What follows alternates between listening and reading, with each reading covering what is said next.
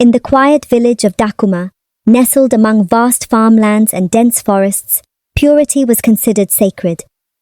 It was a deeply cherished tradition that every girl remained a virgin until marriage. This was not just a custom but a source of pride for families who believed it reflected their honor and good upbringing. One day, the peaceful rhythm of Dakuma was disrupted when Isima, a vibrant and confident girl from the bustling city, came to visit her aunt. Her colorful modern clothing and bold demeanor caught everyone's attention.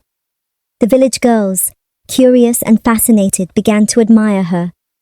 Isime's influence grew quickly. She showed the girls a different way of life, encouraging them to wear makeup and dress like her. Slowly, she introduced them to secret meetings with wealthy men from neighboring towns, where the girls received gifts and money in exchange for their company. This newfound lifestyle excited the girls, and they began to drift away from Dakuma's traditions, all while keeping their actions hidden from their parents and elders. 1 year later, disaster struck. The crops began to wither, animals fell ill, and villages were plagued by strange ailments. Panic spread and the elders consulted the oracle Babatunde. His verdict was grave. The gods were angry because Dakuma's tradition of purity had been broken.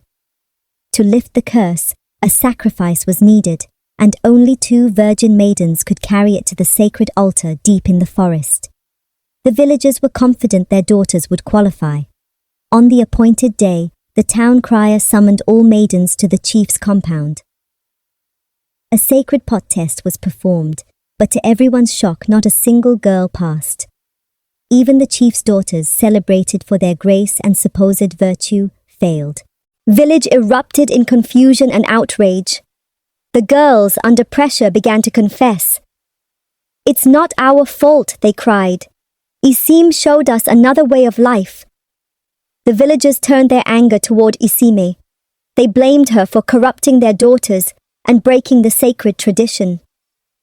Isime, now the symbol of the village's downfall, was brought before the elders.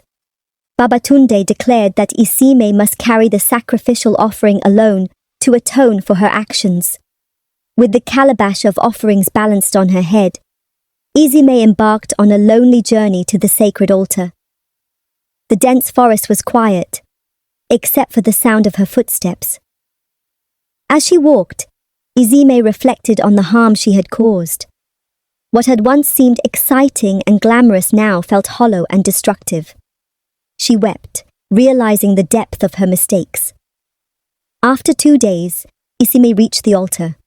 She placed the offering down and knelt, begging the gods for forgiveness. Slowly, the signs of the curse began to reverse. Crops sprouted anew, the animals regained their health, and the villagers felt relief. However, Isime's punishment was far from over. The elders decreed that she would live in isolation near the shrine for 12 years, carrying out rituals and sacrifices as penance. The villagers banned outsiders from visiting Dakuma, determined to protect their culture and prevent such events from happening again. Isime became a cautionary figure. Parents warned their children about the dangers of straying from tradition. Her story was retold as a lesson in humility and the importance of preserving one's cultural values. Over time, Dakuma healed, but the memory of Isime's actions lingered, serving as a reminder of how easily cherished traditions can be lost and the consequences of abandoning them.